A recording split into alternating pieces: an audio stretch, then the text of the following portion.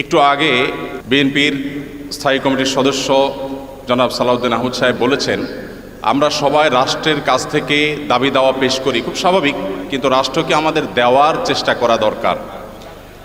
তার সাথে পরিপূর্ণভাবে সহমত পোষণ করে একটি কথা আমি বলতে চাই, সেটা হলো এদেশের 3 লক্ষ মসজিদের কমপক্ষে 6 লক্ষ ইমাম মুয়াজ্জিন রাষ্ট্রকে দেওয়ার জন্য প্রতিনিয়ত চেষ্টা করেন এবং দিয়ে যাচ্ছেন। দুর্ভাগ্যজনক বাস্তবতা, স্বাধীনতার 50 বছর পরেও ইমাম মুয়াজ্জিন এবং আলেম ওলামাদের কোনো অবদানের স্বীকৃতিটুকু রাষ্ট্র কখনো দিতে পারে নাই। আজও বাংলাদেশের চেহারাকে যদি পরিবর্তন করে দিতে হয়, আজও বাংলাদেশকে যদি স্বনির্ভর করতে হয়, আজও বাংলাদেশের পরিবেশ সচেতনতা সৃষ্টি করে যদি সাফল্য অর্জন করতে হয়, পরিবেশ বিপর্যয় যদি রোধ করতে হয়, যে কোনো দুর্যোগ মোকাবেলা যদি সফলভাবে করতে হয়, দেশের শুধু মসজিদগুলোকে ইমাম মুয়াজ্জিনদেরকে যদি রাষ্ট্র অন করে, ইমাম মুয়াজ্জিনদেরকে যদি সে সুযোগ দেয়, তাদেরকে যদি অন্তত কাজ করবার পরিবেশটা করে দেয়, আমার বিশ্বাস বাংলাদেশের চেহারা পরিবর্তন করতে আর কোনো কিছুর তেমন বেশি প্রয়োজন হবে না। 3 লক্ষ মসজিদ, সরকারি হিসেব মতো কমপক্ষে 3 লক্ষ মসজিদ, আরও বহু আগে বলা হয়েছে, সেটা এখন 3 লক্ষের অনেক বেশি চলে গেছে স্বাভাবিকভাবে।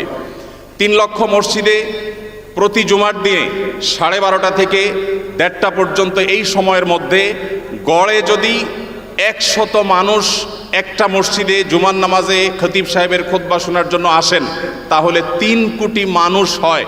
বাংলাদেশের সমস্ত টিভি চ্যানেল, সমস্ত মিডিয়া একযোগে সবচেয়ে পিক টাইমে এত বেশি দর্শক কখনো পায় বলে আমি মনে করি না।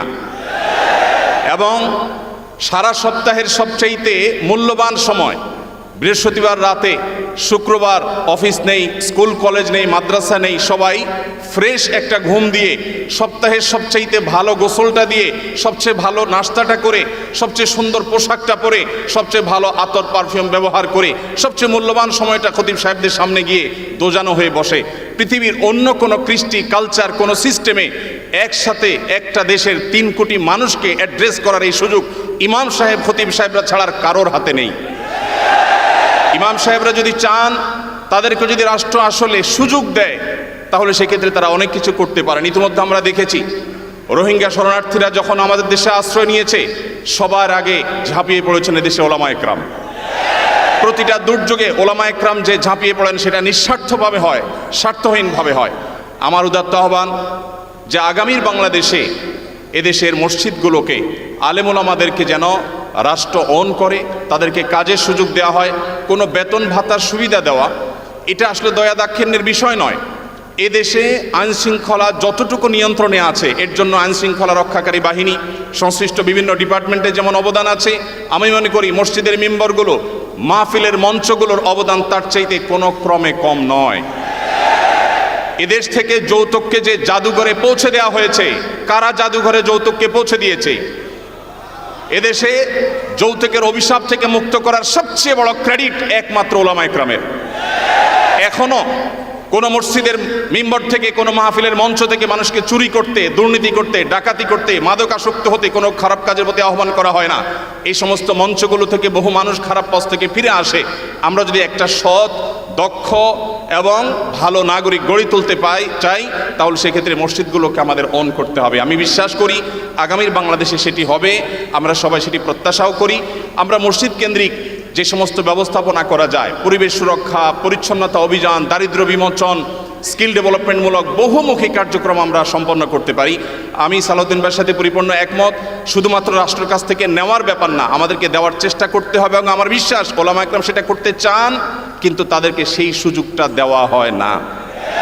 এদেশের আলেমদের কোন অবদানকে আজ 50 বছরের মধ্যে স্বীকৃতি দেওয়া হয়েছে আমি জানতে চাই। দুর্ভাগ্যজনক বাস্তবতা, সেটি আসলে হয়নি। তা আমরা নতুন বাংলাদেশে অন্তত প্রত্যাশা করি যে আমরা সবাই মিলে, শুধু আলেম ওলামা নয়, সকল ধর্মের মানুষ কাঁধে কাঁধ মিলিয়ে আমাদের এই প্রিয় বাংলাদেশকে আমরা বিশ্বের দরবারে উন্নতির চরম শিখরে পৌঁছতে চাই। আমাদের পরে স্বাধীনতা অর্জন করে পৃথিবীর বহু দেশ এমন অগ্রসর হয়েছে, যেটা দেখে আমাদের কষ্ট হয়, দুঃখ হয়।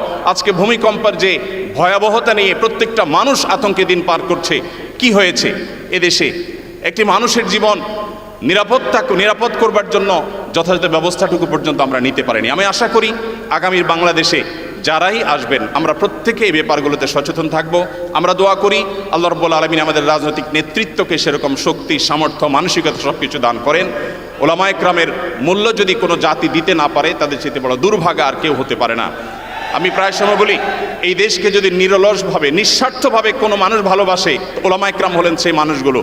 অনেকে আছেন যাদেরকে হয়তো পার্শ্ববর্তী দেশ গ্রহণ করবে, অনেকে হয়তো আমেরিকা গ্রহণ করবে।